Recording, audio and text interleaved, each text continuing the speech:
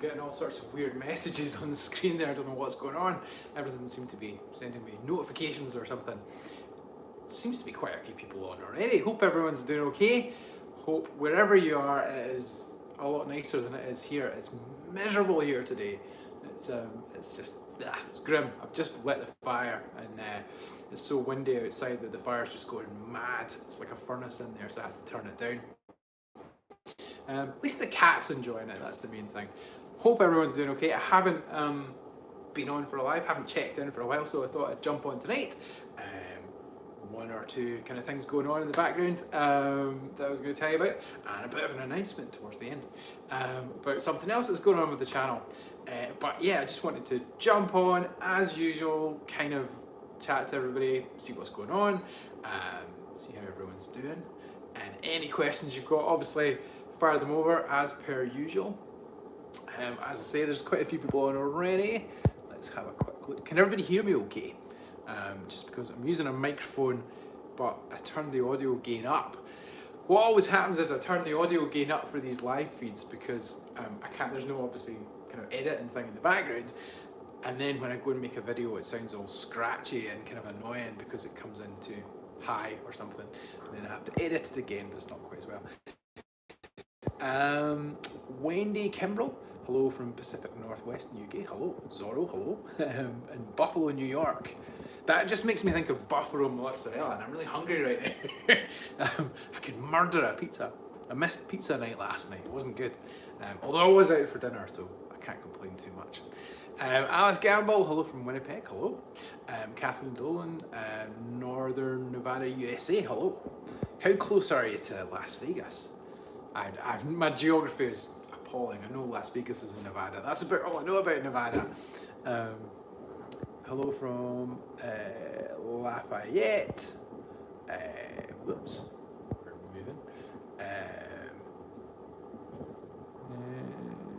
Let's see. Utah, Josh, hello.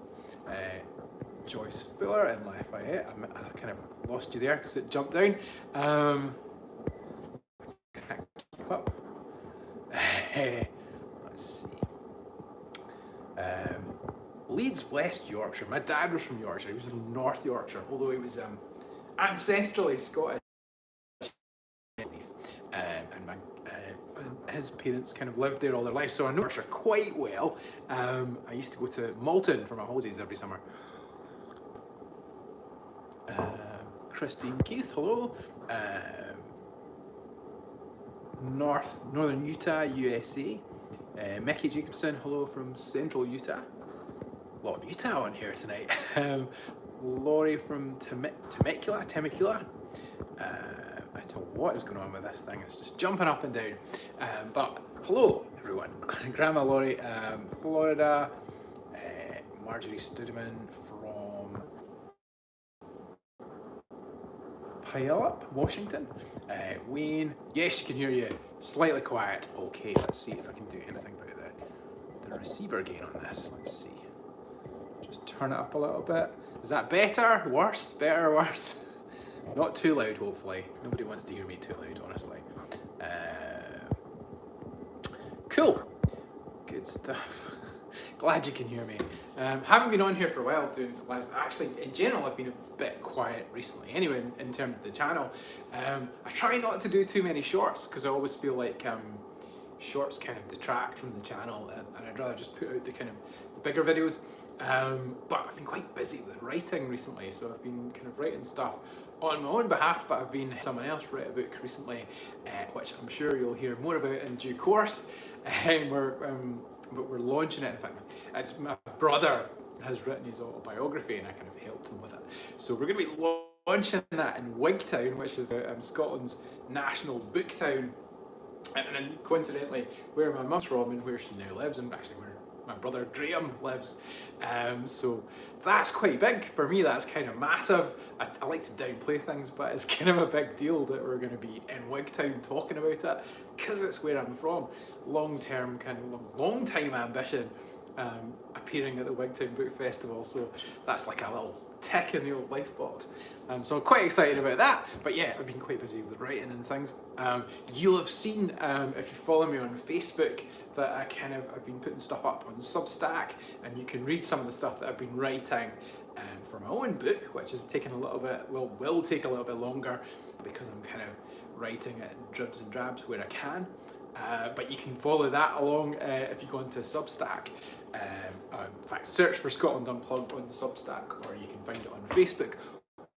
Hopefully YouTube doesn't blank this out because I've said the word Facebook, but you never know how full on the bots are, I suppose.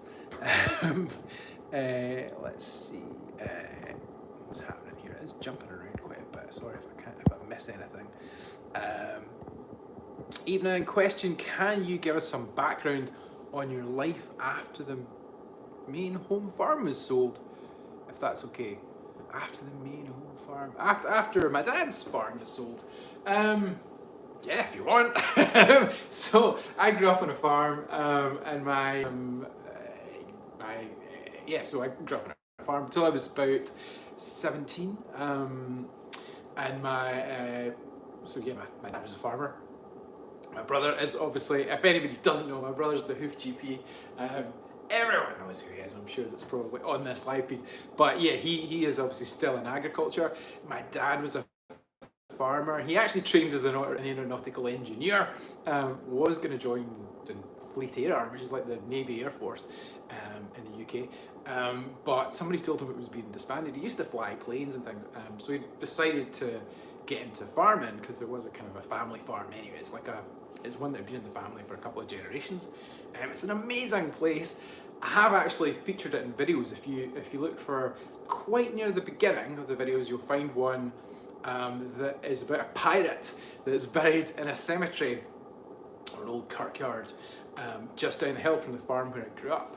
It's a place called the Knock. It's in Wigtonshire in Galloway. And yeah, my dad owned that farm, and he died in 1998, and the farm was actually sold in I think 1999. So yeah, so that's where we were from that point of view. I don't think I was ever going to get into farming anyway, so I went to university to study design.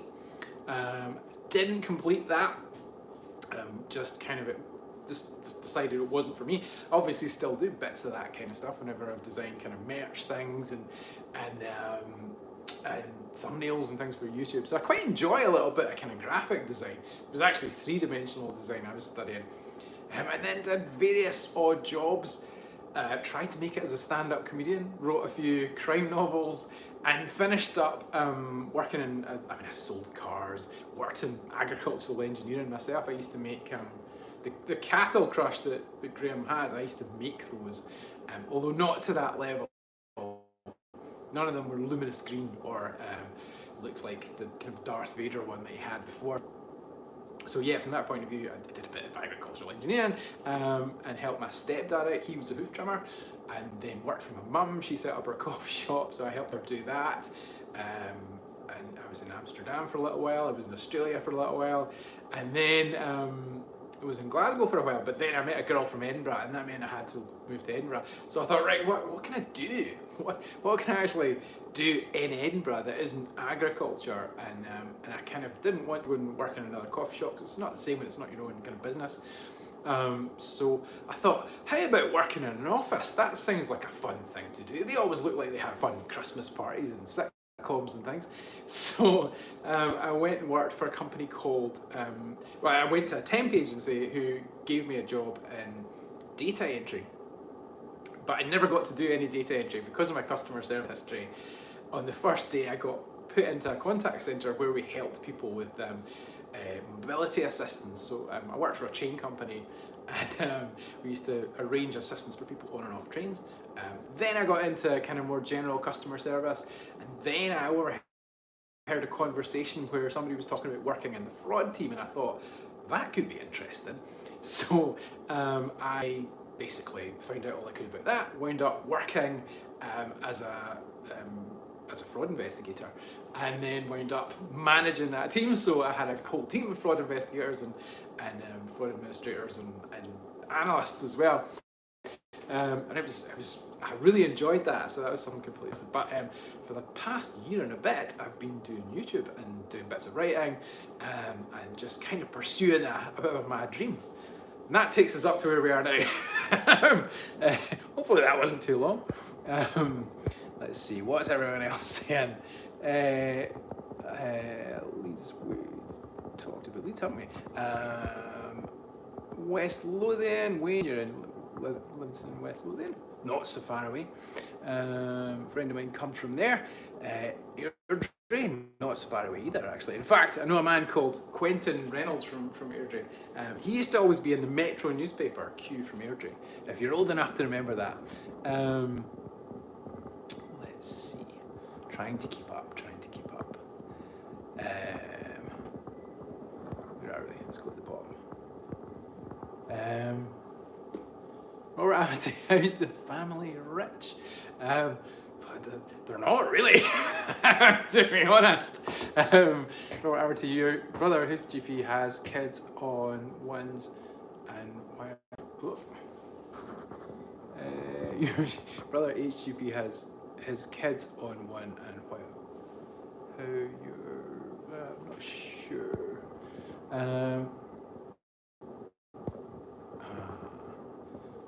Do you like Bobby or Richard? I'll answer to pretty much most things. Probably not Richard though.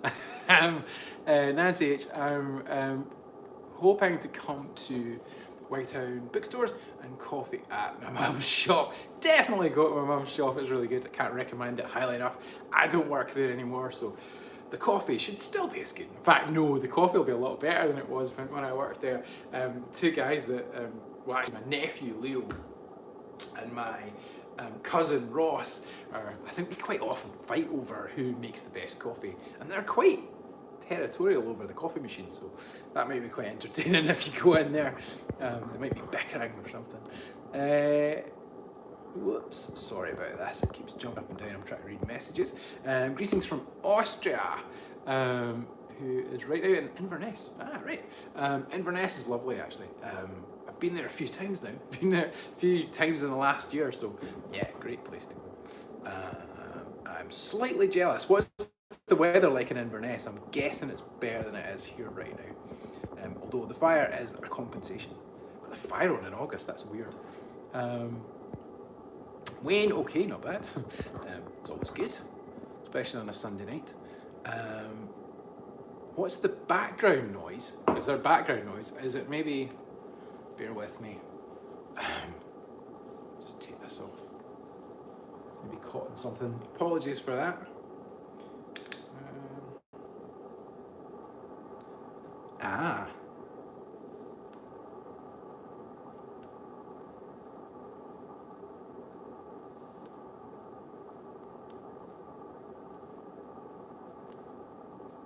Is that better?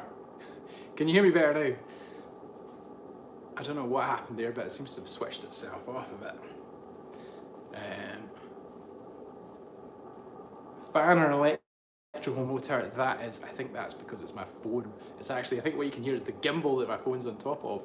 It makes a bit of a noise, but hopefully you can hear me better now just through this microphone, which has now switched itself off. Let's see. I'll take the gimbal, I'll take it off the gimbal, and then you can probably hear me a little bit better, hopefully. Just have to put up with me actually holding on to the phone. How's that? Is that better? This is Blaze. They're alright, eh? Just in case. Sorry about this. Ingrid Fong Daily, you got that. Yep, that affects the sound. It's actually, it's this thing here, it's gimbal, and it's what top of, and it's really good for stabilizing the actual camera, but if your microphone disconnects for any reason, it means that it does make it sounds like, I thought it was the fridge. We recorded a video and I had to completely re-record it because I lost the microphone sound, and there's just this hissing. I know exactly the sound you mean. It's not good. Robert, that might sound fine. Good stuff. Good stuff. Sorry about that wee technical difficulty. Yeah, whirring sound, I know exactly the noise. Strange and scary New England, good afternoon from central Maine, American side of the Ross clan. Go over there for a visit. You definitely should. I'm biased, but you definitely should. I really want to go to the States though, so it's kind of, it goes both ways. Definitely want to go to New York. I want to go to the Tartan Day parade one day soon, but we'll see. Maybe next year. I saw Andy the Highlander there. I was quite jealous. Let's see, what have I missed? Oh, good. What else is happening? What's everybody been up to? Yeah, writing. Keep checking up on the blog post. So if you have a look on Facebook or check Substack. It's just Scotland Unplugged on Substack, and you can see bits of writing. I know a few people have asked what I've been doing with the book, so that's what I've been doing with it. So you'll see bits popping up. And a lot of them, what they really are, is the kind of the more expanded story of the videos that I've made. So they're videos that I've made, but they're what it's like to be in the place, or what it's like to go to Scone Palace and stand on the spot where kings were crowned. Although apparently they weren't actually crowned at all. They were just inaugurated. The crowning thing is the crowning thing was just a general kind of later accounts describe Alexander III, who was the guy that fell off his horse in a place called Kinghorn, and triggered the First War of Independence. There was a document about him being, it was written in the Scotichronicon, which was a thing written by Walter Bower, and it describes him being crowned, but it was never actually crowned. So it was written 200 years later. So a lot of Scottish history is quite sketchy, up to the point of kind of the Wars of Independence, because Edward the Longshanks nabbed all the historical records and took them home with him, so we don't really know what happened to them. Emma, hello, hope you're doing well. What's going on over there at 7 p.m. now with your family? With my family, they're all actually at my mother-in-law's. I was going to do a live from my mother-in-law's because she lives in a cemetery lodge, which is quite an interesting. My wife grew up in a cemetery lodge, which is basically a house at the entrance to a cemetery where you would have gone to pay for your plot. So they have in Glasgow and in Edinburgh and throughout the UK, they have garden cemeteries. You probably have that in the States as well. Where at a certain point around the 19th century, I think, people started being buried in these garden cemeteries because the old kirkyards were all full up, and so they were places that people would go to kind of spend leisure time, and people would go for picnics and stuff in cemeteries. And yeah, my wife grew up in a cemetery lodge, which is like the gatehouse to a cemetery, which also had the added kind of bonus that it would have kind of helped keep a lookout for grave robbers. So Edinburgh obviously is home to Birkenhead. Anyway, that's where my kids are. My wife's out at the Fringe, so she's watching a comedian, I believe, and then she's off out for dinner. So I'm going to go, after this, I'm going back down the road to pick up the kids, and hopefully the fire's still on when I get back, and then I'm going to put my feet up, and then more writing tomorrow. So yeah, that's what I've been up to. Scotland Unplugged on the road, meaning heading south of the border and showcasing the major influences. Michael from Down Under. Oh, Michael, hope you're doing well. I need reading glasses. It's not good. I think my wife actually told me the other day, she was looking at something on her phone and she showed me it, and I was like, can you maybe read that out for me? She was like, it's okay, you're 46 now, you can get reading glasses. You've held on for long enough. But apparently you get reading glasses between the ages of about 40 and 45. B. Jones, greetings from chilly, rainy Salzburg. Ah, lovely. Salzburg sounds nice. Vienna sounds nice. I really want to go to Vienna and have chocolate cake. Wayne, you're getting old. I'm getting old. It's not good. I read the other day that 47 is the worst year of your life. Just in terms of overall happiness. I'm nearly over the hill. Well, I'm definitely over the hill in terms of actual age. But hopefully I have a decent innings. Um, Sacher torte. Is that like sugar cake, something like that? My sort of modern languages are not brilliant. What am I up to this week? So this week I am making a video about John Paul Jones, who is one of my favourite bassists, but also the father of the US Navy. Although his name wasn't actually John Paul Jones at all, his name was just John Paul. He kind of adopted the Jones bit at the end. I'm guessing people in the US probably know a lot more about him than we do in this country, although he's originally from a little place called Arbrigland. I think it's pronounced Arbrigland. It might be Arbrigland or something like that. But yeah, I'm going to find out more about that. So I'm going down there. Yeah, that should be fun. It's kind of close to home, but I'm not going to get to go home, obviously, because I've got to get back up the road for the next day. But yeah, that's what I'm up to there. Whoops. Johnny Horton did a great thing about John Paul Jones back in the 1950s or 1960s. Oh dear, that's not a good sign. 1950s, I think that says. Whoops. You mentioned chocolate cake, sacher cake. Ah, right, cool. Is the famous chocolate cake with apricot jam and chocolate icing. But tell me stuff like that. I'm actually on a this is not going to be a popular thing to say, but it's controversial. I'm on a bit of a low carb diet at the moment because I was at a family barbecue recently, and I was standing next to someone, and they kind of turned around and went, "No wonder you only film yourself from the waist up."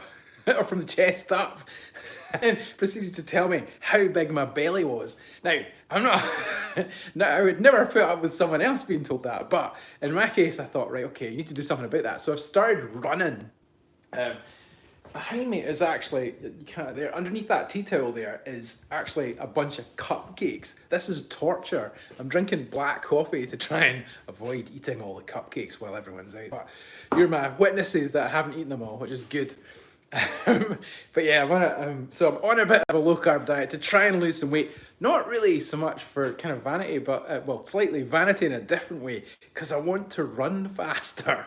And at the moment, I'm training for a 10K, and I mentioned on a reel the other day that I was trying to work out how I could do some sponsorship for the actual race.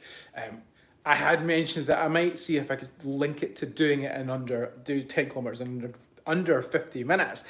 I've since realised there's just no way that's going to happen. I'm not in good enough shape to get under anything near kind of 50 minutes time. But what I'm going to do instead is there's a sponsored thing that some people do, which is running 100 miles in September. So I'm going to do that. I will put up a link, and I'll probably put a reel up about it, mentioning it. So if you want to sponsor me, I'm going to run 100 miles in September for Lyme disease research. Somebody really, like really close family member has been really badly affected by Lyme disease. So it's something that's a cause quite close to my heart. So I want to do something about that. And I want to do some kind of sponsorship thing. If I make enough money on this, so I'll set up a Just Giving account. So it goes straight to that actual charity. But I need to figure out the right charity. I haven't done that yet, so I need to do some research. If anybody knows anything about Lyme disease and what a good kind of charity is for that, that would be good. So I'm going to do the 100 miles in September. If I get enough sponsorship, I'll do it in a kilt, or I'll do as much of it as possible in a kilt. There you go. That's a promise. I'll come up with a number and I'll let you know. But yeah, that's something I'm up to this month. Partly just because I want to not have people pointing to my belly at family barbecues anymore. So, strangest in New England. Dust is 0 calorie. Oh yeah. Not eating dust though. Run near the hospital. Probably, yeah. It's when you get the kind of heart palpitations, you think maybe I've had too much coffee this morning. But that's probably most days for me. Yes to the kilt.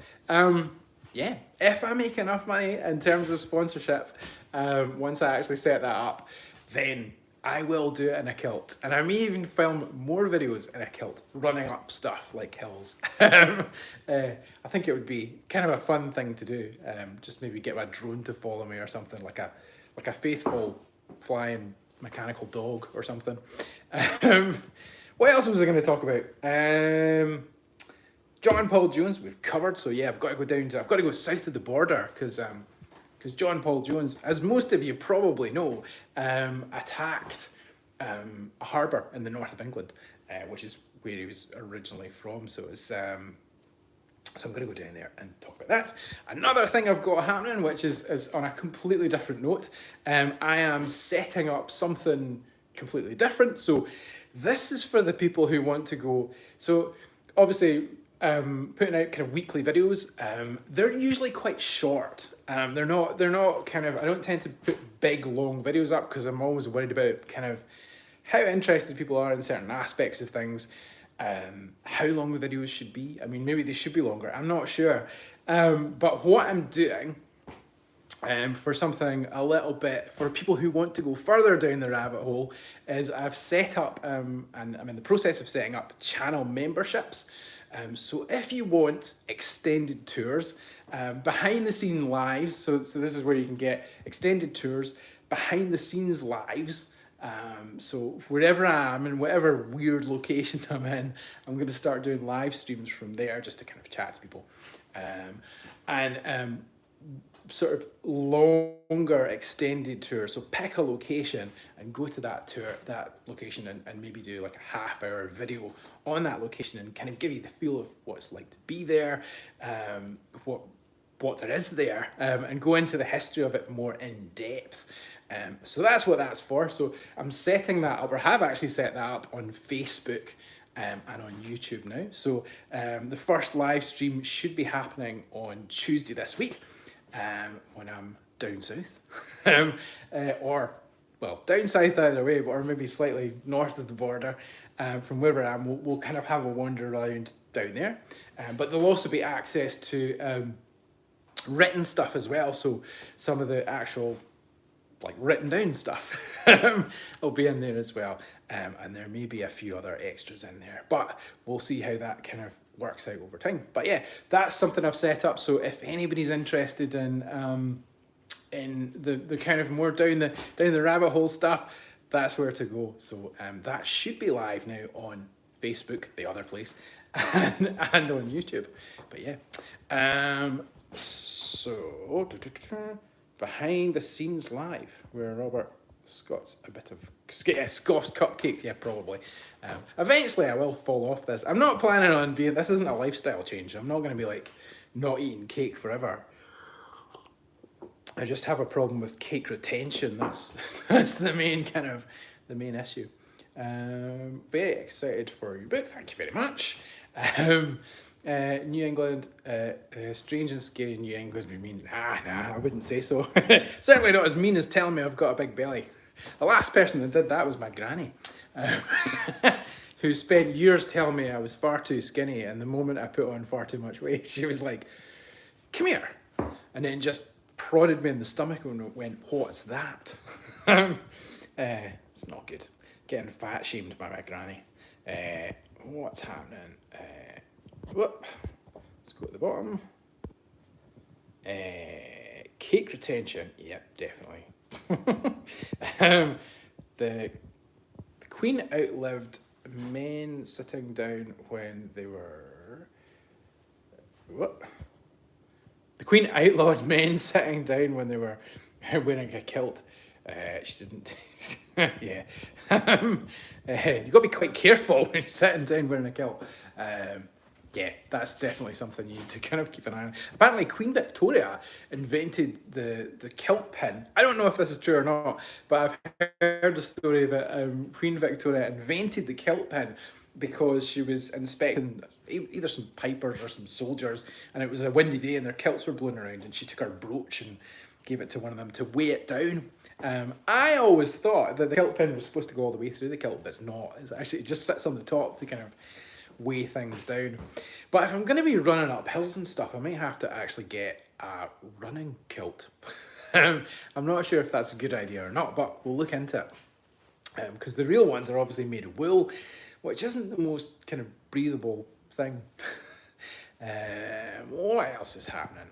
Let's see. Kathleen Dillon, you're practically neighbours. That's further up than I thought it was. Let's see. Let's see. What is happening? Would like you to spend a day with Graham? Whoops. I do not know why this keeps doing that, but so someone was saying you'd like me to spend a day with Graham. Yeah, I've actually done that. So we did do a video together a while ago, last May, when I first started doing this quite a lot. So yeah, I went. So if you look, I don't know how easily you'll be able to find it, but if you look on the Hoof GP's channel, you'll find there's one from, I think we recorded it on the 18th or the 19th of May. But I think it was probably out a couple of weeks later, so late May, maybe early June last year. So I spent the afternoon with him and Craig, and it was a bit of a revelation because I've never been hoof trimming before. My stepfather was, as I said earlier on, a hoof trimmer. Obviously my brother's a hoof trimmer, and so Graham had kind of said, go and tell people what it's like. What are the sights and sounds and smells. And of course the thing that really strikes you is the smell of hoof trimming. So it's not quite as bad as it sounds, but it's burning hoof horn, which and that sounds quite bad, but it's more the when you're actually, because they use grinders, you don't appreciate the friction and the heat that creates. Obviously the cows don't feel it, but it comes up and there's obviously bits of hoof horn flying everywhere. So I walked away and I was covered in hoof horn, and I had to go and film a video about the Wigtown Martyrs, so I was kind of dusting myself off after that one, which is always a challenge. Queen Victoria, yeah. Kurt Wright, build him up, he's a cool man. Who the Hoof GP? He is indeed. Hoof trimmer sounds like a dodgy euphemism. Does it? I don't know, maybe it does. Sounds tricky. Yeah, it's not as bad as it sounds. It's just burning hoof horn. That was the thing. It's like burning hair is the smell that's probably the best kind of the best description. What really struck me was it's like a military operation, just the way they kind of work together. I've never seen, obviously Kevin works with them now as well. I've never seen him working with them because he had the afternoon off, but I would imagine between the three of them, they're just like a total unit. Let's see what else is going on. Yeah, so yeah, it was a good video. It was a good video. I did not edit or film the video, but yeah, it was a good video. Utility kilt for running with shorts underneath. Definitely shorts underneath. Let's see. Hello from Buffalo again. I'm just thinking of what's the other. Let's see. Utility kilt. Yeah, someone else has seen the video as well. 8 yards of kilt is also it is really heavy.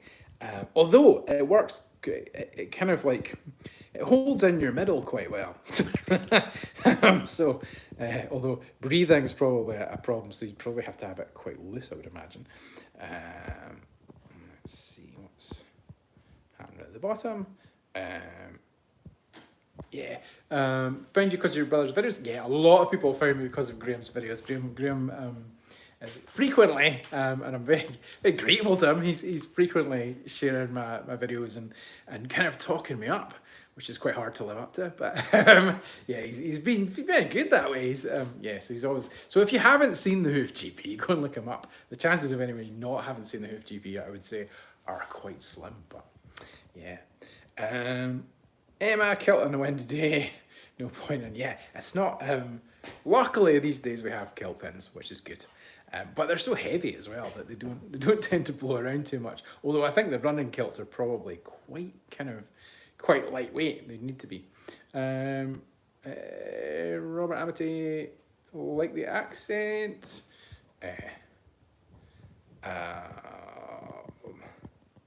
As well as the sculptor brother. Yes, good point. If you haven't seen the other brother, so there's actually three of us. If you haven't seen the other brother, who is James Parker Sculpture, he's the kind of tall one. I hate to say it, but yeah, he's about 6'4", and he spends his life lugging around bits of stone, so you probably wouldn't mess with him too much. Although the temptation is always there. He's a very talented sculptor. Very tall. He's not a very talented sculptor at all. He's a very talented sculptor, but he's no sculptor. Although he's kind of probably more sculpted than I am, to be fair, which isn't too hard. Wayne, you've lived in Scotland all your life, and I've never worn or owned a kilt. It's quite although I suppose they're quite expensive to own. In terms of my wife actually brought me mine for my 30th before she was even my wife, and yeah, she got me as a 30th birthday present. Otherwise, I probably wouldn't own one, to be honest. But yeah, they are expensive to buy. A lot of people, it tends to be that people hire them for kind of weddings. It's a funny one because being from the Lowlands, it's obviously more of a Highland thing, so it always feels a bit weird because it is Highland dress traditionally. So probably most of my ancestors would not have worn kilts. So it's a weird conflict. Kathleen Dolan, will the book from HGP also be available in Audible? I'm guessing it will be. I'm guessing he must be doing an Audible version, just because, he's just really good at doing the voiceover stuff, and people like his voice. So yeah, he'd be mad not to do an Audible version, but don't quote me on that. Maggie Griggs, sorry to be late. Don't worry at all. Dalscon was doing a live auction to buy a sheep for charity. They won their bid. All right, okay, so they were bidding for the sheep. They weren't selling a sheep. That's buying a sheep for charity. Having grown up on a sheep farm, I'm sort of always keen to get away from the sheep, but cows are different. I was more of a fan of cows than sheep, to be honest, but maybe that's a distinctly agricultural thing. Cameron Gibson, looking forward to reading you and Graham's book. All the best for the launch, and thank you very much. Kurt Wright, he is good at it. Who does love his work? Who is that, Graham or Graham? They both love their work. They're obsessed, and they're both very good at it. They just have that attitude where it's all they think about is work. And I think that was probably, my mum and dad both were just kind of really, that was what they did. They both had kind of jobs that they were really into, and I suppose we've been influenced by that in a lot of ways. The botany was rescued from the drain pipe earlier in the year. Didn't see that one. There seems to be a common kind of theme here with Dalscon Farm and rescued ewes. Didn't see that one. Obviously, I saw the other rescued sheep. But yeah, there you go. Didn't see that one at all. Belted Galloway as well. The Highland ones are great, but the Oreo cows. If you don't know what a belted Galloway is, it's like they call them Oreo cows in some places as well, I believe. Like to see Robert ride a long-haired Scottish cow. I don't have that good a balance, to be honest. Grandma, I watch the channel sheepishly. Me, I would love to spend a day with her. I've not actually seen that one. Although I do follow quite a few. Obviously, I follow Graham and Cammy from the Sheep Game as well, obviously. So I follow a few agricultural themed. The Grassmen as well, which is they're in Northern Ireland. which is, they basically talk about tractors quite a lot. You never get that out of you. It's kind of weird. It gets kind of ingrained if you grow up on a farm. If I go to, if I go to your older videos and hit the, sorry. If I go to your older videos and hit the, oh dear me. If I go to your older videos and hit the like button, does that benefit me? Yeah, all likes are a benefit because it bumps them up. So yeah, I'm most grateful if you hit the like button, liking, commenting, anything like that. Is always good. It's always good because it shows YouTube that people are watching the videos and that they're enjoying the videos. And that helps kind of the algorithm, and it shows it to more people who hopefully click on the video, etc, etc, etc. That's just how it goes, I suppose. Emma, meet and greet in kilts. What, like doing changes of kilt and stuff like that, or a bunch of us in kilts? Maybe, you never know. Laurie from Temecula, likes and comments. Likes and comments are always good. Kathleen Dolan, yes, do that. Whoa, what did you say? Do what? Ride the Highland cow? Somebody asked me if I wanted to do a bungee jump earlier on. That does not sound does not sound fun with my fear of heights. Robert Matty, what am I working on now? Working on John Paul Jones is the next video that I'm doing. So that should be a fun one to do because it's close to home, and it's just a nice kind of area to visit. So looking forward to going down there. Sandy, oh yeah, Grandma Laurie Sandy with Cammy. I saw that actually.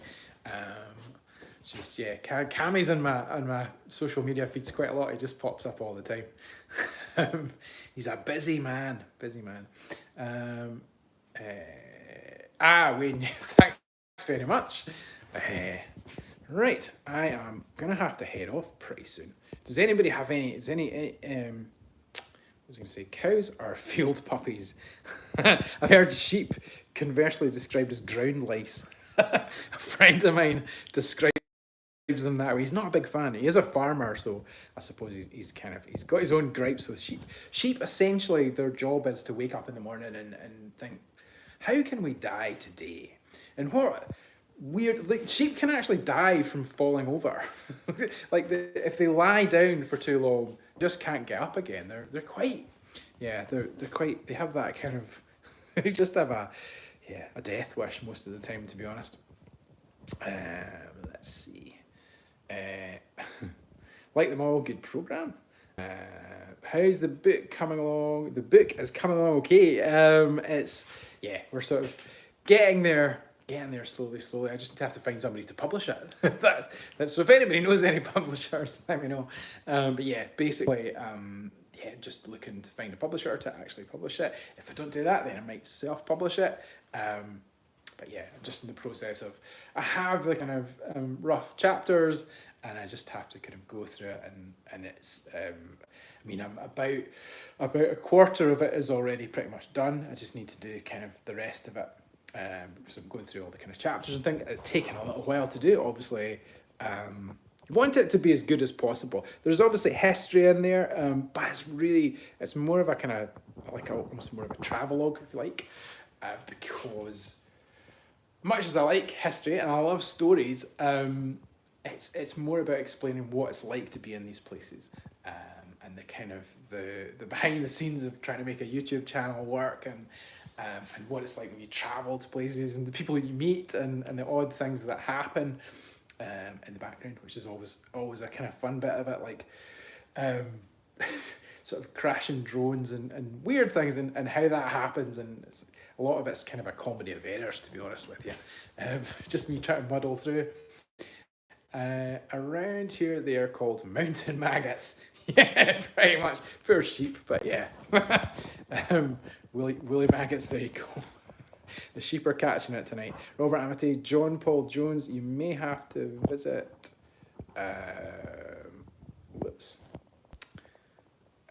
you may have to visit America with him as a subject. Yeah, well, maybe, yeah. Willy Turtles. Becky Jacobson, around here they're called moon maggots. Nancy H, looking forward to the book. So man, I'm looking forward to getting it. I'm looking forward to getting it kind of there over the line, hopefully one day. Kurt Wright, book, let us know. I'm looking forward to the next thing will obviously be Grimm's books. I'm really looking forward to getting that kind of launched and going to the actual event in Wigtown. If anybody finds themselves in Wigtown, about a month from, 5 weeks from today, you can come and see us reading. Well, Graham will be reading bits of his book, I would imagine, and talking to somebody about it, which should be a lot of fun. Emma, new merch idea, kilts with the I'm Unplugged on them, and yeah, kilt swap. Yeah, I don't know. It's the kilts. They're quite measured things, so like I can't quite get into the one that I got when I was 30 for some reason. I don't know. It's maybe shrunk. Although I don't have the wash as an excuse because obviously it's all dry cleaned. But yeah, not great. Mountain oysters are a different topic. Yeah, I would imagine they probably are. Not oysters. Actually, somebody mentioned oysters. There's an oyster festival that happens in Stranraer in Galloway, where I'm kind of from. Well, not from Stranraer, but around that area. And that's definitely worth a look if you're in the area. I kind of fancied going and making a video about that, just as an excuse to go and drink lots of fizzy wine and eat loads of oysters, but I don't think I'm going to find the time. You never know though. I'm not sure. Is that a worthwhile video? Maybe it is. Nancy Humphreys, not from Sheep either. Yeah. Cool. I am going to have to go because I've got to go and pick my kids up from my mother-in-law's house and bring them home and get them to bed, basically. Make sure make sure they're chilled out and ready to crash. But yeah, as always, thank you to everyone for liking the videos, commenting on the videos, and just for all your support over the last 15 months or something I've been doing this for. As I say, channel memberships are now live on Facebook and on YouTube if you want to get more and more into the detail and further down the rabbit hole. But yeah, thanks for everybody turning up and with questions. If you didn't turn up with questions, this would be a very quiet live session. But yeah, really good to talk to everybody. Hope you all have a grand rest of Sunday, whatever you're up to. I'm going to go and I'm not going near that in the background, but I'm gonna go and pick up the kids. But yeah, have a great rest of weekend and a smashing week, whatever you're up to. Cheers.